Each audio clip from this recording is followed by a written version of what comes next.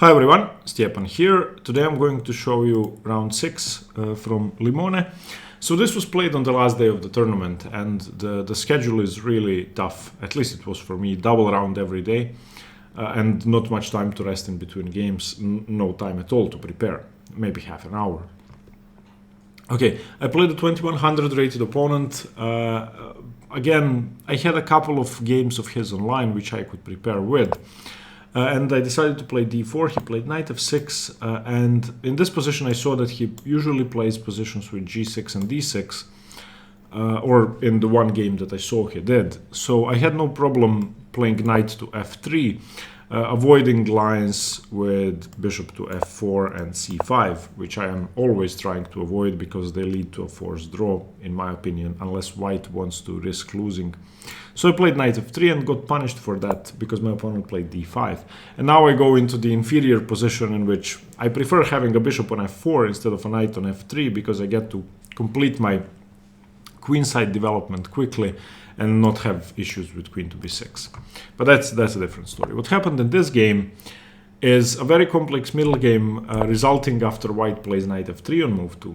Because in this position, which is all the main line, black plays queen to b6. And now white's best option is to play queen to b3. And after c4, black taking space, the queen drops back to c2. Black actually develops freely with bishop to f5. And this bishop cannot be taken because black can take on b2 and win the rook afterwards. So the difference when you play bishop f4 in this position is that instead of having a knight on f3, you're going to have a knight on d2. Therefore, bishop f5 is not going to be possible because you can just take, and on queen takes b2, you can retreat your queen back and your rook is defended. But as is the case when white plays knight f3, this isn't possible. Of course, put this knight here, put this knight back, and you can take the bishop for free. Okay, in any case, queen c1 is the theoretical move and everything is fine. Black should be slightly better, according to the engines, which may sound strange, that white should be slightly worse on move 8, but it's, I think practically speaking the position is equal. Both sides have something to play for. Obviously, black wants to do this, white wants to do this.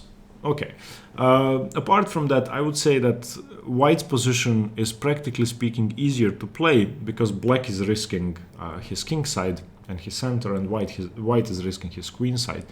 Therefore, if black manages to break through, you can often survive with giving some material and then move on to what you were doing on the kingside. Okay, pawn to e6, knight b to d2. This is all very normal, a million games from this position. And there are a couple of moves that I know here. Bishop e7, h6, I think queen d8 is one of the moves, rook c8. Even knight h5 I think is possible. Not that it's good because I can go bishop e5. But my opponent surprised me here with queen a5, which is a move I've never seen before.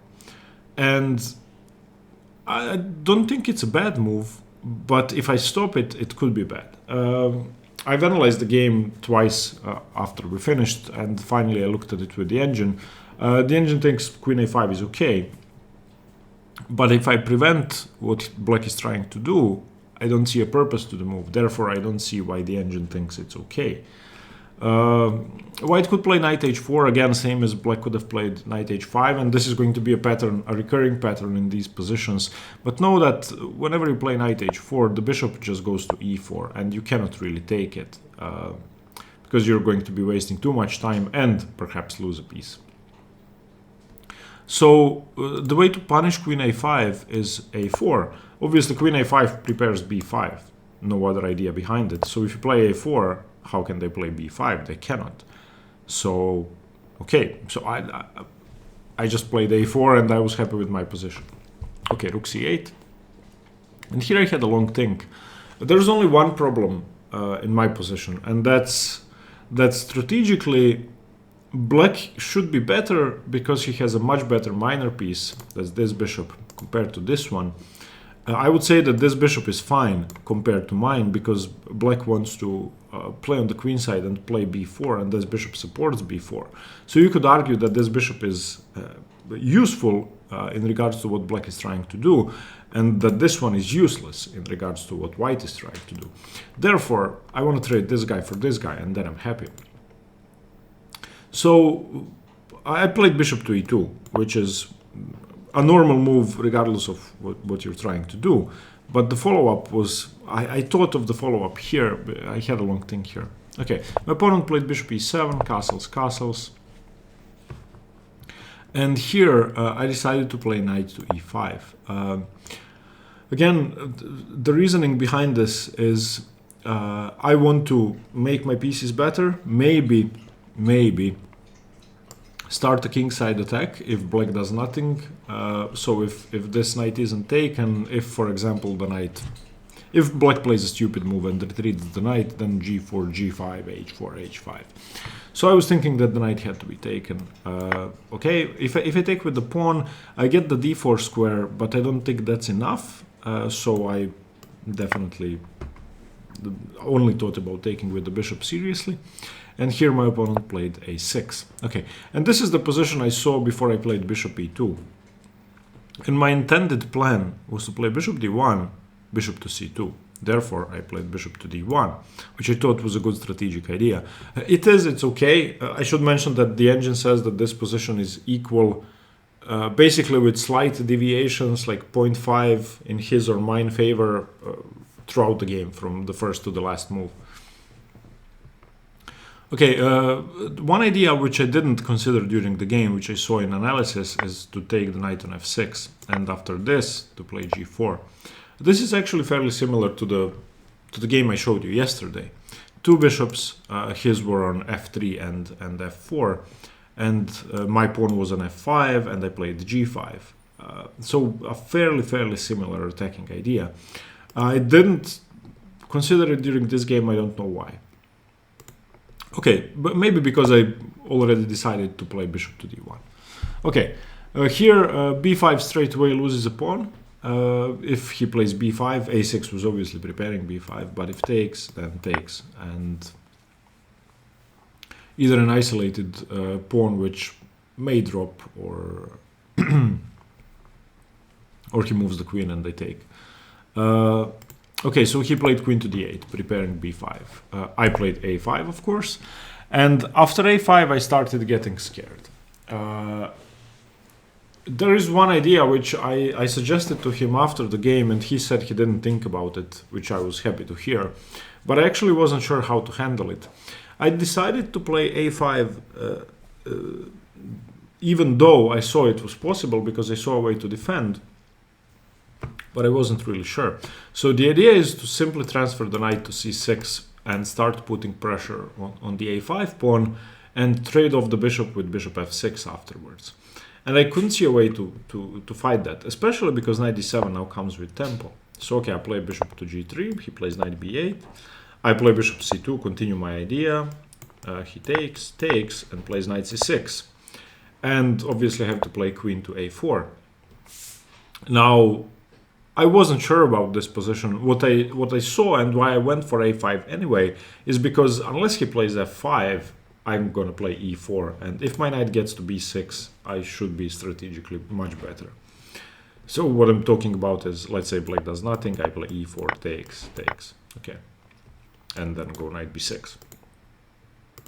Okay, but after a5, he played b6 instantly. Sorry. Okay, so I took with the queen, bishop c2. Okay, he played rook a8 here. Now I have two options. I can take the bishop, or I can ignore the bishop and prepare e4. b3, even though it's a move that seems very inviting in most of these positions, e4 is actually the break I want to play, because I want to create additional weaknesses on d5, and a6 is weak enough. So structurally, I have a more pleasant position, but the weakness on b2 prevents me from actually exploiting that still. Okay, I did not take the bishop. If I do take the bishop, then the idea was to take the knight as well, and to go queen to c2, simply connect my rooks. He plays g6 defending, and now b3. And after cb, knight b, whose weaknesses are worse I think his, because he has two of them. How can I attack them? That's really not that clear. It seems to me that I'm gonna have to play c4 to get rid of my weakness, and then he's going to be left with an isolated pawn on a6. The problem is that once his bishop transfers to b4 and he plays a5, his sort of fortressy position on the queen side seems just really solid. Then again, I can plant my knight on c5 and we both have good pieces. So I wasn't really sure about that. So instead I just played rook e1, which is okay. a5 and finally e4. I can also prepare e4 with f3, but if he doesn't take on e4, for example here, like f3 here and e4, if he doesn't take, then why is my pawn on f3? Fine, it's useful to prevent knight e4 and knight g4, but I really don't want my pawn on f3. For the moment, for example, the bishop could be hanging or something like that. I don't want the pawn on f3. So rook e1. Okay, bishop to g6 and ed. Of course, he's not going to take. That's what I'm talking about. He's not going to take. So if he doesn't take, why is a pawn on f3? A rook on e1 is way more useful. So okay, ed, bishop g6, g6. Now I finally managed to trade off my poor bishop. And here, after the game, he told me he was afraid of f4, f5. I have to be honest, I did not consider f4, f5 for a second. I never thought of that. I was slightly afraid of a4 for him. I played queen c2, which doesn't prevent a4, because I cannot take. If I lose my b2 pawn, then I lose the game. So rook a4, queen b2, and I can resign, I think. So on a4, I think I just continue bishop f6 and something like g3 and king g2 and solidify, get my knight into e5. Eventually maybe do this, put enough pressure on the a4 pawn.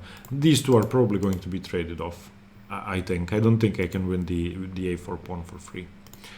But my opponent wanted to prevent f4, f5. Okay. As I said, I didn't think of that. He played knight g4, which is a tricky move. The bishop is hanging, but I can never take on g7 because of queen d6. So, for example, takes,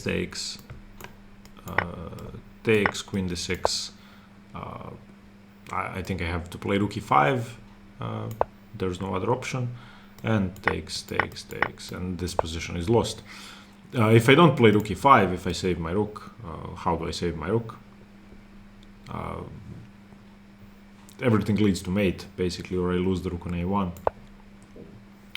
Okay, so on knight g4 I cannot win a pawn, so I played bishop to g3. Bishop d6, that really should be taken, no reason to double my pawns. Takes. Knight to f3, defending h2. He played rook fb8, I chased the knight away to f6, and played rook e to b1. After the game, we talked briefly about putting pressure on the pawn on d5, and I have to be honest, I didn't try to come up with ways to do that, which definitely is bad, because that's the biggest weakness in the position, or not the biggest one. Maybe a5 is the biggest weakness, but d5 is definitely the more important one, because if it falls, then I have a very clear plan of playing d5, d6, d7, queen. So how can I do that? Still, it's not easy, but maybe I can come up with some ways to do that. Maybe transfer my queen to f3, put my knight on f4. That could be done. But again, not easy. What I wanted to say is that I didn't try to come up with ways to do that, which we discussed afterwards. Okay, he played knight e4, which is an okay move. Unfortunately for him, I have knight e5, threatening knight c4. If he doesn't do anything, I don't know, let's say rook b3, then this should be just a lost position. Not only because I'm a pawn up, but because this knight is coming to e3, and now the d5 pawn is definitely falling, and the rook is hanging. So yeah, he has to do something. He played queen to c7, defending the pawn, and I played rook a4, just increasing the pressure. So now again, he either has to defend the pawn again, or he cannot do that because he would have to give up a queen for two pieces. So he has to move the knight, so knight to d6. Okay, now finally I played b3. Again, I'm gonna mention that the position is equal. I don't think there are that many options. I can try to wait with something like g3 and king to g2. That's always okay, I think. I can... the engine wants to play rook b a1. Sorry, rook b a1. Yeah, okay, but what about rook b3? I just thought the position is better for him if he manages to get in rook b3. I don't really understand why b3 would be bad. It's not bad. It's minus 0.3, so it's about equal. But it's the only active play I could see, so I just went for it. Maybe for humans it's hard not to do anything. I really wanted to win this game. I didn't think I was that much better. I thought I could be better because practically I have two weaknesses to exploit. He only has one. But I definitely wanted to play for a win. So I played b3. If anything, I'm getting rid of my weakness, which cannot be bad. And he's still left with 2. Okay, cb rook b. And I think c3 isn't such a big deal, because I can always play c4, get rid of it, and then finally have a passed pawn while his is already blockaded and maybe under more pressure than mine. That being said, should be equal, and I was aware of that. He played rook c8. Here the engine wants to play rook a1, which I don't really understand, and then it wants to play g5 for black, which again, I don't understand. I do understand because it wants to play f6, but okay. I played queen a2, putting pressure on d5 and putting pressure on a5. He cannot take on c3, obviously, because the rook defends. He played knight e4 here, and I played c4. I have to get rid of my weakness. The only brief piece of calculation was what if f6 is played, but he cannot play f6 because knight g6, and on king f7 I go knight h4. dc4, rook f3. And this position should be fairly scary for black, given that the king is pinned like this, and black could be in trouble. So against c4 he just played knight c5, which I'd expected, and this forces a liquidation into a drawn endgame, basically. So takes. Sorry, rook e3, a vital tempo, because I don't want to lose my pawn on c4, or basically I want to chase the queen away. Queen c7 takes, queen c5, and queen to d2. And now we both have a passed pawn, and both pawns are equally strong and weak at the same time. Rook d8, rook d3, rook d6, queen d1, queen b1, queen b5, rook a d4. And here he had maybe 3 or 4 or 5 minutes on the clock. I maybe had 10 or 6 or 7, I don't remember. Definitely not enough time to plan anything seriously. But as I said, I really wanted to play for a win. And if I lose the pawn on d5, that doesn't change the fact that this endgame is a draw. Regardless of who loses the pawn, if he loses the pawn on a5 or I lose the pawn on d5, it should still be a draw, because there's just not that much the other side could do. Of course, winning chances start being possible, but in any case, I wanted to try and play for a win. He played rook a d8, I played king h2, which is a prophylactic move just to get my king away from the first rank, rook c8, and now I went for it. I decided to give up my pawn. Of course I can just wait, I can just play king h1, not that he can do anything. But I played rook b3, and after queen c5 I played rook b7. And now of course I'm losing a pawn, he plays rook c d8. But I had a plan, rook f4, pressure on f7, and of course after rook takes d5 I play queen f3, he plays queen to d6, which I saw all of this. And I really didn't have time to calculate rook f7 precisely. We discussed it briefly after the game and concluded that he has to take with the queen in the end. So after rook f7, g5 of course is the critical move, queen g3, taking with the pawn leads to checkmate, so he takes with the queen, takes gf, queen f, now I see that the engine thinks it's equal. During the game, I thought black should be better, but I didn't calculate it seriously. I just decided to play g3 before I played rook to b3, basically, and I played g3. Okay, rook to d3, queen to e4, and in this position, I thought I could be winning, and then I saw that he has a resource. But okay, he played rook to d7, and on the first glance, it may seem that white is just winning the game on the spot with queen to e8. Of course, king h7 leads to mate, but he has queen f8. And I had a minute and a half at this point. I should mention that after queen e4, he should just hold somehow, maybe rook f8, or something like that. I'm gonna win this pawn eventually. Okay, but he played rook d7. And this allows me to win two rooks for the queen. And I saw it, but I just didn't want to calculate, didn't want to complicate things, and I decided to just go for a draw. With a minute or 2 minutes on the clock, I'm too nervous to do much and to plan, and I just wanted to not lose at this point. I tried to complicate, and then I just didn't think this was enough. He thought this was winning. After the game, when I analyzed it, I thought it was winning as well. The engine says it's equal, which is weird. So, queen e8, queen f8. Queen d7, rook d7, rook d7. Okay. The idea is, I'm going to win this pawn.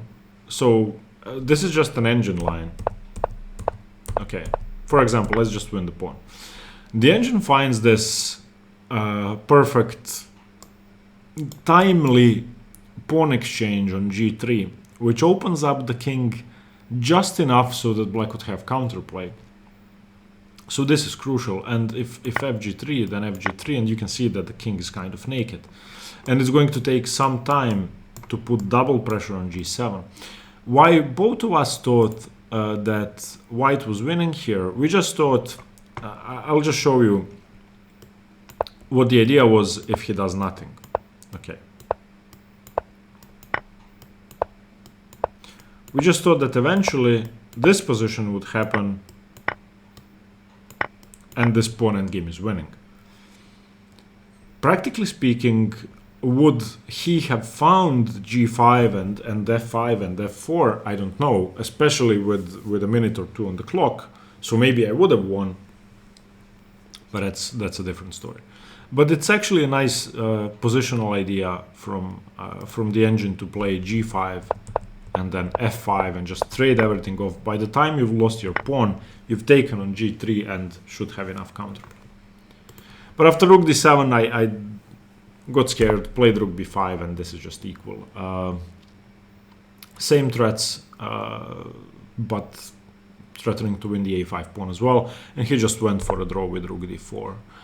So queen takes, rook takes, and here we agreed to a draw. This is obviously a draw. So yeah, I didn't manage to win. Not that I had a better position at any point or a winning advantage, neither did he.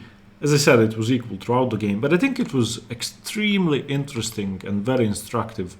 The b5, b4 idea for black, the b3 break for white, the e4 break for white, the possibility to give up my bishop on f6, my e5 bishop for the knight on f6 was extremely interesting.